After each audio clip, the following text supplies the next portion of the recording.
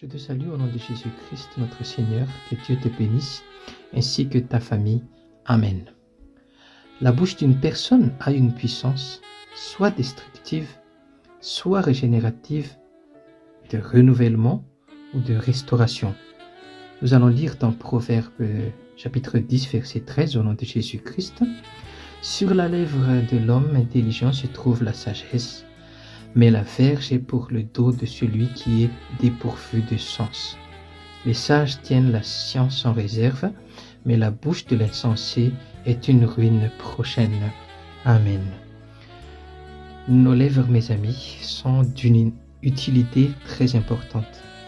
Avec elles, on peut arriver à une vie commune très agréable, mais aussi, à cause d'elles, on peut détruire la vie d'une personne. Du côté spirituel, avec la bouche, nous prions. Et si les choses s'améliorent, en effet, c'est grâce à l'action de notre bouche. Mais encore plus intéressant, c'est que Dieu utilise la bouche d'un croyant et de ses disciples pour chasser les mauvais esprits et pour guérir les maladies. Cela veut dire que notre bouche a une grande autorité, une puissance de faire du bien, mais aussi inversement, de conduire à la ruine.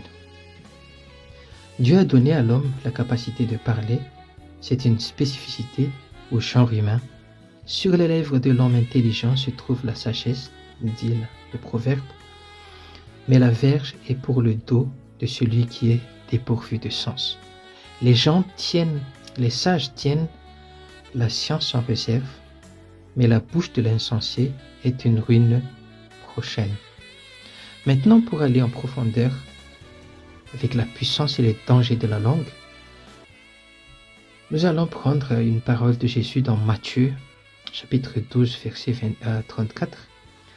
Jésus dit « Race de vipères, comment pourriez-vous dire de bonnes choses, méchants que vous l'êtes, car c'est de l'abondance du cœur que la bouche parle. L'homme bon tire de bonnes choses de son bon trésor, et l'homme méchant tire de mauvaises choses de son mauvais trésor. Je vous le dis, a dit Jésus, au jour du jugement, les hommes rendront compte de toute parole vaine qu'ils auront proférée. Car par ta parole tu seras justifié, et par tes paroles tu seras condamné. Jésus s'adresse ici aux pharisiens qu'il a insultés de satanistes. Après avoir guéri un démoniaque aveugle et muet, le peuple glorifiait Jésus, mais en face les pharisiens, remplis de jalousie, stipulaient Jésus d'avoir guéri le malade par la puissance de Satan.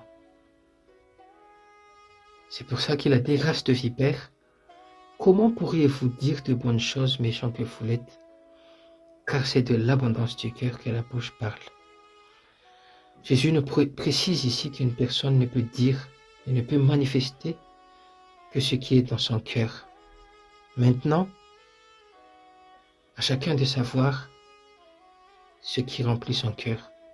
Oui, mon ami, à toi de savoir qu'est-ce qui remplit ton cœur.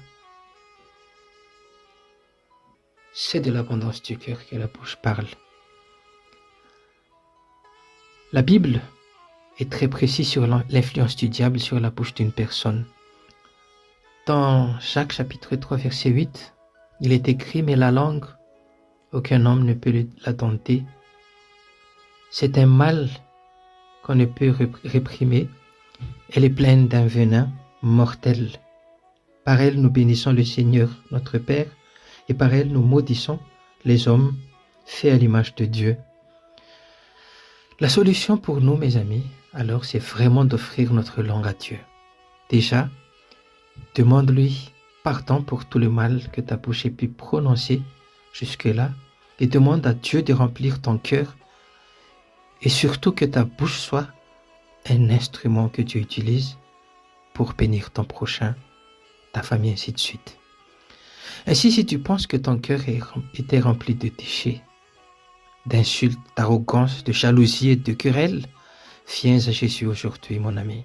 Il a la puissance de changer ton cœur à un trésor qui est capable d'aimer, de toucher aussi les autres, de restaurer, d'encourager et d'emmener la vie à ton entourage.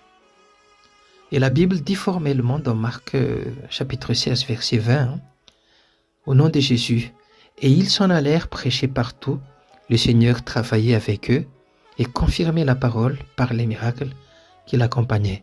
Oui, mon ami, le Seigneur est là pour travailler avec toi. Ton Dieu est là pour déployer le ciel, pour confirmer ta parole par les miracles qu'il va t'accompagner chaque jour.